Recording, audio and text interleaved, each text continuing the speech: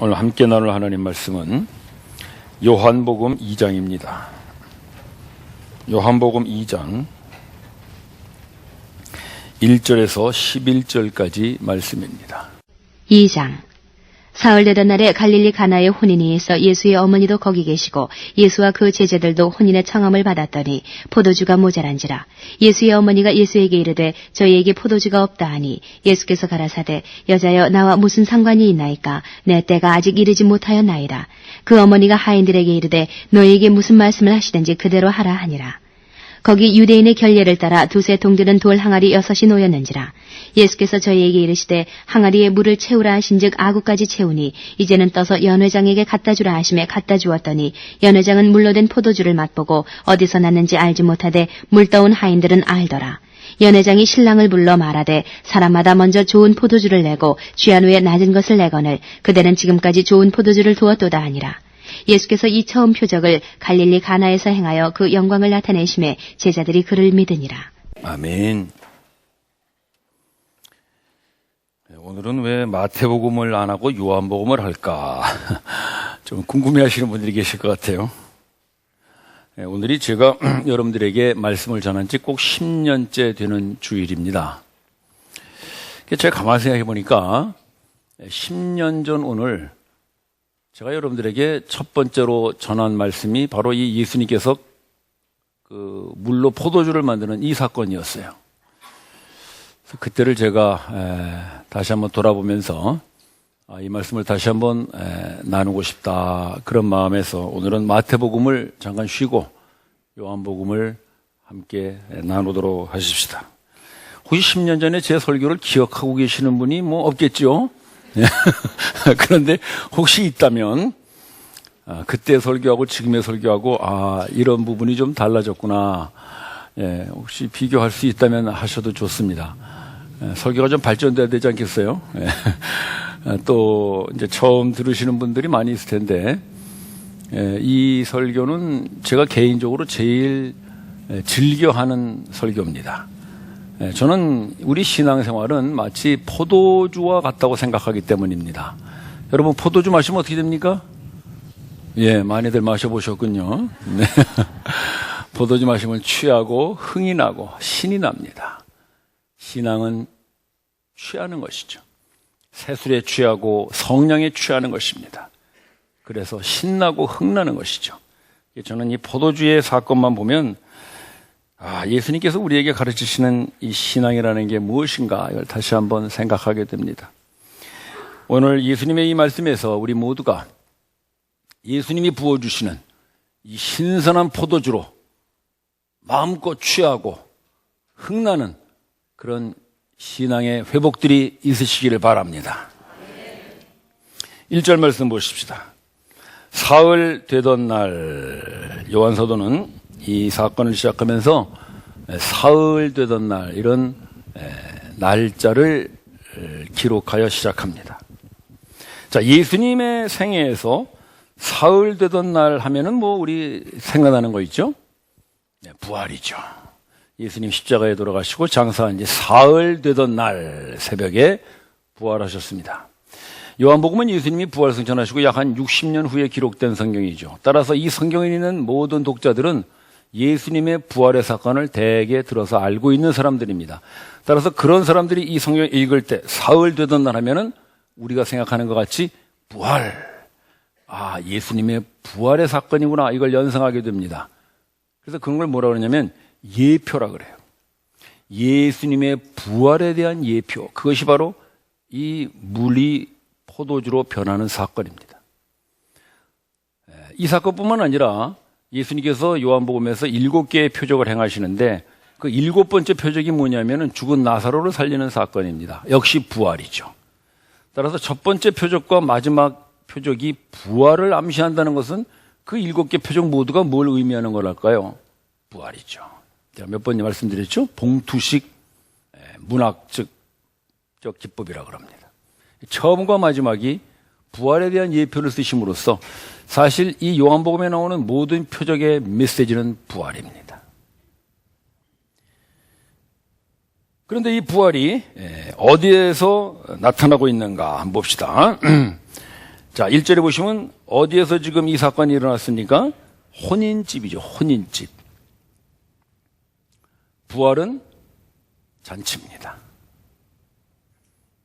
우리가 장차 하나님 나라에서 부활하여 모이면 하나님께서 베푸시는 거대한 잔치에 우리가 동참하게 될 줄을 기대하십시오. 영어로 Great Banquet 그래요. 발음 괜찮습니까? Great Banquet. 대연회. 하나님께서 대연회를 여시고 거기에 여러분들 모두를 청하십니다. 대단한 연회가 벌어지는 거죠. 그 자리에 예수님 계시고 옆에 사도들 쫙 앉아 있을 것이고 또 아브라함, 모세 뭐 다 앉아 있겠죠. 혹시 여러분 옆에 웬 할아버지가 앉아가지고 내가 갈대아우르에 있을 때 이러면 여러분 아브라함인지 아셔야 됩니다. 갈대아우르가 모세든가.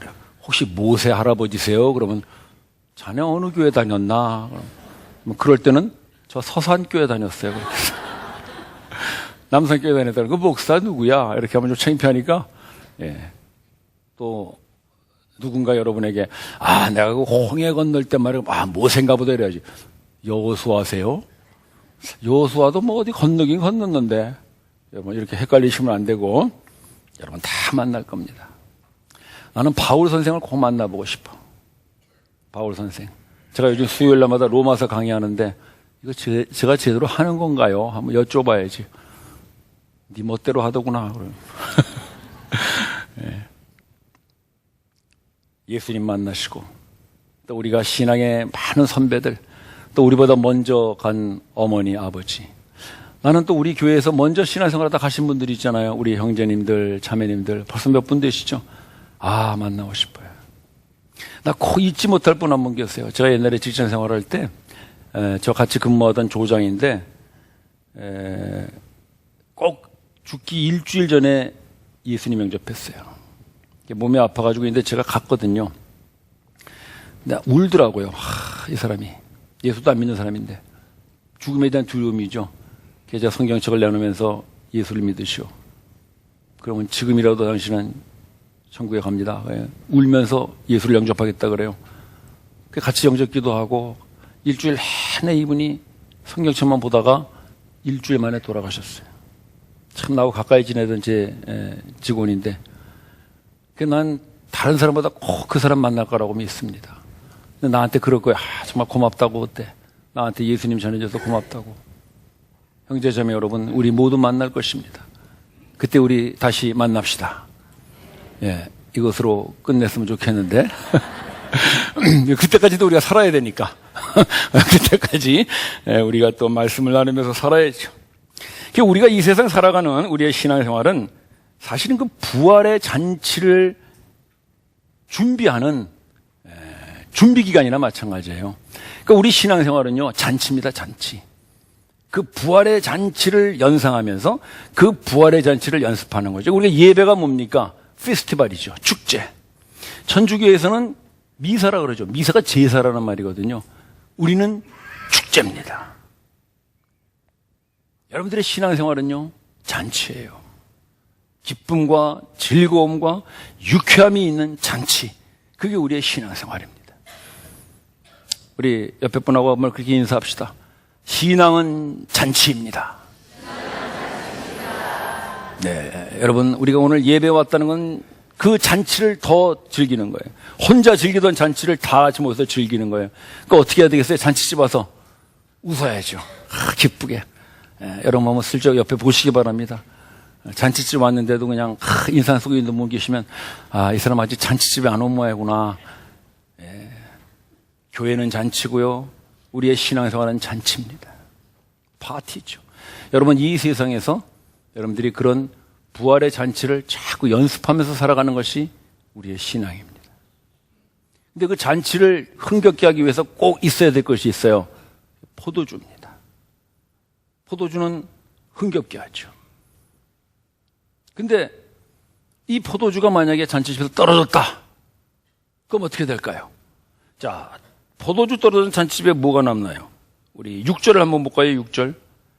6절에 보시면 거기에 지금 포도주 떨어진 잔치집이에요. 거기에 유대인의 결례에 쓰는 두세 통 드는 돌 항아리 6이 있어요. 잔치집에 포도주는 떨어지고 돌 항아리만 남아 있어요. 이 유대인의 결례라는 것은 그 사람들의 종교 의식인데요. 유대인들이 이제 외출했다 나가다 들어오면 자기가 어떤 부정한 것에 손을 댔을까 해가지고 자기를 정결하게 하는 의식이 있어요. 그걸 결례라 그래요. 이렇게 집에 들어오면은요, 입구에 커다란 이렇게 물통이 있습니다. 거기다 이렇게 손을 담가가지고 이렇게 뿌립니다. 이렇게 정결 의식이라고 그러지. 이제 잔치집이니까 많은 사람들이 오니까 물을 많이 준비해놨을 거 아니에요. 그게 무려 6통이나 돌 항아리로 6통. 이 두세 통 드는 거라는 거는요, 거진 한 100리터 정도 되는 거라고 봅니다. 굉장히 많은 양이죠. 6개는 600리터. 굉장히 많은 물이 거기에 있어요. 근데 그 물들은 무슨 물입니까? 못 먹는 물이에요. 사람들 손 찍어서 이렇게 뿌리는 물이니까. 포도주는 없고 마시지 못하는 물만 남아 있어요. 뭘 말하는 거겠어요? 우리의 신앙생활에서 포도주가 없으면은요, 우리는 마치 돌 항아리에 갇혀있는 미직지근한 물이 되어버리고 말아요. 즉, 돌 항아리는 종교의식을 말하는 거예요. 그 유대인들의 결례, 그 종교의식이나 지키고 있는 유대교, 돌 항아리예요. 굳어 있죠. 전통과 규례와 율법에 꽉 굳어 있죠. 그 안에 그 모든 이스라엘 백성들이 종교인이 되어 그냥 물이 되어 있는 거예요. 물. 아무런 맛도, 아무런 향도 없는 밋밋한 물이 되어버렸어요. 여러분, 우리도 우리 신앙생활에서 포도주가 없이 신앙생활 한답시고 하는 거는요, 마치 기독교라는 이 종교의 돌 항아리 속에 아무런 맛도 향도 없는 그런 그냥 물이 되어져 있는 거예요. 여러분들 신앙생활이 즐겁습니까? 그렇지 않다면 여러분 점검하셔야 됩니다. 나는 혹시 지금 돌 항아리에 갇혀 있는 물은 아닌가? 교회는 옵니다. 예배는 드립니다. 찬송을 하고 기도도 합니다. 뭐 봉사도 하고 헌금도 하고 다 해요. 그러나 그거는 종교의식이에요. 여러분들이 행하는 모든 것들은 그냥 돌 항아리에 갇혀 있는 그런 종교인일 뿐인 것이죠. 거기는 기쁨이 없어요. 즐거움이 없어요. 벌써 딱 보면 알죠, 여러분. 아, 이 사람은 종교인이구나. 이 사람은 물이구나. 교회에도 보면요, 물집사 많습니다. 집사는 집사인데 물집사야. 기쁨이 없고 즐거움이 없어. 물권사도 많이 있지 않은지 모르겠어요. 물장로. 내가 물목상 아닌지 모르겠어요. 기쁨과 즐거움이 없어. 유쾌함이 없어. 그냥 주일날 됐으니까 오늘 좀 나가서 설교해야 되겠구나. 우리 성가대는 물성가대는 아닌지 모르겠어요. 주일날 됐으니까 또 나가서 해야지. 제가 어저께 그 석가탄신일 그 중계방송 잠깐 봤는데요. 거기도 우리하고 똑같습니다. 거기도 성가대가 있더라고요. 참불가 하대, 참불가. 여러분, 포도주 없는 성가대는 참불가 하는 종교인들과 다르게 없어요.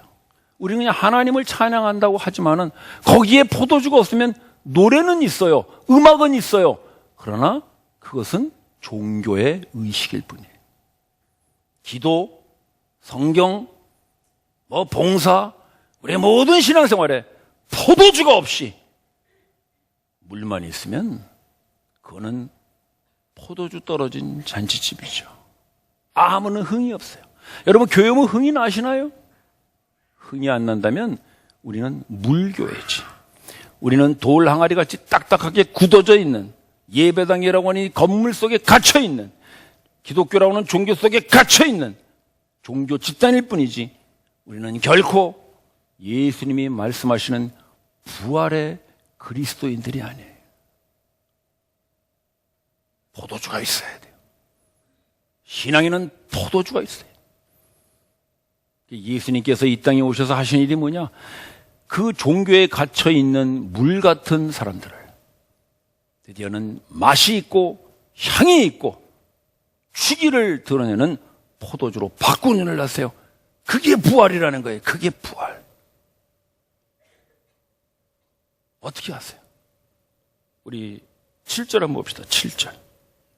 7절 보시면 항아리에 물을 채우라 그러죠. 그리고 8절에 어떻게 하십니까? 이제 떠다 주어라. 그랬더니 그 물이 포도주가 됐어요. 도랑아리에 갇혀있던 물이 포도주가 됐어요. 어떻게 바꾸셨어요? 향료를 타셨나요? 뭐 색소를 타셨나요? 알코올을 타셨나요? 아니죠. 예수님께서 그 물을 포도주로 만드시고 어떻게 만드셨어요? 말씀으로. 이제 떠다 주어라. 그 말씀으로 예수님은 물을 포도주로 바꾸셨어요. 예수님은 말씀으로 우리를 부활시켜 주실 줄을 믿으십시오. 죽은 나사로를 예수님이 그렇게 살리시죠. 나사로가 나오더라 할 때 나사로가 그 말씀 듣고 무덤에서 나와야 말씀으로 죽은 자를 살리세요. 말씀이 부활시키시는 거예요.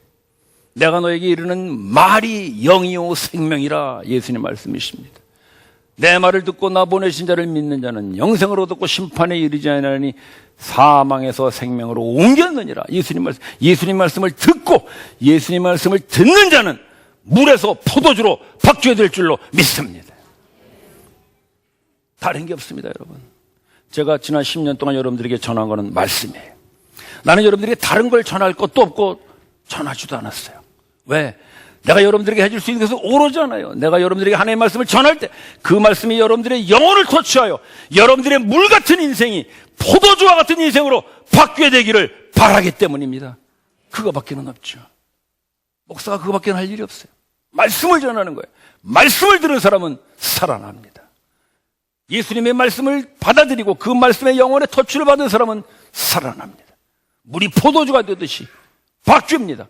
우리의 몸이 나중에 부활하기 전에 먼저 우리의 영혼이 바뀝니다. 우리의 마음이 바뀝니다. 생각이 바뀌죠. 그래서 포도주와 같은 인생을 살게 되는 거예요. 물같이 밋밋하고 맛도 없고 향도 없던 그런 종교의식에 갇혀있던 인생이 이제는 포도주와 같이 맛을 내고 향기를 내고 취기를 내고 그러는 흥나는 인생으로 바뀌어야 돼요. 그것을 할 수 있는 것은 오로지 하나 말씀이에요. 여러분, 제가 지난 10년 동안 여러분들에게 1000번의 설교를 했어요. 주일 500번, 수요일 500번, 그 외 성경 공부, 제자반, 많은 곳에 말씀을 전했어요. 근데 그 말씀 속에 여러분들이 단 한 번이라도 그 말씀이 여러분들의 영혼에 터치된다면 여러분들이 포도주로 바뀌었을 줄로 믿습니다. 그러나 그것이 아니라면 10년, 20년 교회를 다녀도 한 번도 나는 그 하나님의 말씀이 내 마음에 내 영혼에 터치되지 않았다면 나는 계속해서 그냥 그렇고 그런 하나의 그야말로 종교의식에 스님이 법어를 발표하듯 목사가 설교를 하는 것으로 그렇게 듣고 말았다면 여러분들은 여전히 돌 항아리에 갇혀있는 물이죠. 저는 10년 동안 설교한 것이 불교식으로 얘기하면 도로아미타불입니다. 도로아미타불이라는 말이 이게 불교가 맞는지 모르겠어. 허무한 것이죠. 여러분들의 10년, 20년의 신앙생활이 저의 10년 동안의 설교와 목회 사역이 허무한 것이죠. 물이 포도주가 되지 못한다면, 물이 계속 도랑아리에 남아있는 물로 끝나고 만다면 저도 여러분도 저 비참한 10년을 살아온 것입니다. 오늘 주님께서 우리에게 이 말씀을 다시 주십니다. 우리 교회는 물입니까? 포도주입니까? 아멘. 그렇습니다. 하나님의 말씀이 터치되면 포도주입니다. 포도주는 어떻게 돼요? 우리 9절을 볼까요? 9절. 연회장이, 이 연회장이라는 것은 이제 이 파티를 주관하는 그 지배인이거든요. 이 사람이 그 물로 된 포도주를 어떻게 됐어요? 맛을 보고. 그러니까 물과 포도주는 맛이 다르죠. 우리가 예수님의 말씀에서 우리의 영혼이 부활했어요. 우리의 영혼이 거듭났어요. 우리의 몸이 부활하기 전에 영혼이 먼저 부활하는데 그렇게 되면 우리가 어떻게 돼요? 맛이 달라져요. 이 연회장이 누구겠어요? 우리 이웃들이죠. 우리를 만나는 사람들. 그 사람들이 우리를 만나면은 무언가 다르구나. 이 사람 맛이 다르구나 그래요. 맛이 다르구나. 말하는데 맛이 다르고 풍기는 맛이 다르고 벌써 이 삶의 맛이 다르구나. 그 포도주의 맛이 나는 거죠. 또 물과 포도주가 다른 게 뭐예요? 취기를 일으켜, 취기. 그러니까 우리를 만나는 사람이 어떻게 돼요? 뭔가 영향을 받아요. 아, 이 뭐가 다르다. 이 사람 만나면 취한다. 그런 거죠. 또 물과 포도주는 향이 다르잖아요. 향이 좋죠. 여러분 좋은 향 같은 거 자꾸 맡고 싶잖아요. 우리가 포도주의 신앙인이라면 사람들 우리를 자꾸 또 만나고 싶을 거예요. 옛날에 그런 노래가 있었어요. 찬송가인가 유행어인가 잘 모르겠는데, 한 번 보고 두 번 보고 자꾸만 보고 싶네 하는 그런 아주 좋은 노래가 있어요. 여러분, 포도주 신앙인은 사람들이 자꾸 보고 싶어져. 저 사람 또 만나고 싶다. 근데 물인 신앙인들, 뭐라 그럴까, 물인 종교인들은 만나봐야 뭐 재미도 없고 껄끄럽기만 하고 밋밋해요. 그저 그렇구나. 저 사람이나 내나 뭐 똑같네. 교회 다닌다 그래봐야 똑같네. 더 만날 어떤 흥미가 없죠. 포도주는 맛과 향과 주기가 있어요. 예수님께서 우리를 그렇게 만들어 주시죠. 그런데 이런 것과 아주 근본적으로 차이가 하나 있는데, 그것은 물과 포도주는 본질의 차이가 있어요. 여러분, 물은 어디서 오나요? 물은 물에서 오는 거지. 여러분, 그 얘기 하시나요? 물은 물이요, 산은 산이라. 어떤 스님이 얘기했나, 목사님이 얘기했나, 아주 멋있는 말이에요. 물은 물이죠. 포도주는요, 포도에서 오죠. 물에다가 적당히 포도주 빛깔 낼 수 있습니다. 뭐 색소도 섞고 말이죠. 알코올도 섞고 이렇게 하면 휘져서 놓으면 비슷하지. 근데 본질이 달라요. 예수님은 우리를 본질을 바꾸세요. 맛만 바꾸시는 게 아니라 어떤 색깔만 바꾸시는 게 아니에요. 취기만 나타나게 하잖아요. 그런 건 어떻게 적당히 흉내낼 수 있죠. 그러나 본질은 흉내낼 수가 없어요. 포도주는 포도에서 와요. 예수님이 우리를 부활시키신다는 건 뭐냐면 우리의 본질을 바꾸시는 거예요. 우리의 본질을 물에서 포도로 바꾸시는 거예요. 그게 예수님께서 우리에게 와서 하시는 일이죠. 우리 말씀 한번 보고 갈까요? 요한복음 15장 말씀 한번 보세요. 벌써 나왔군요. 여러분 한번 읽어보시기 바랍니다. 시작.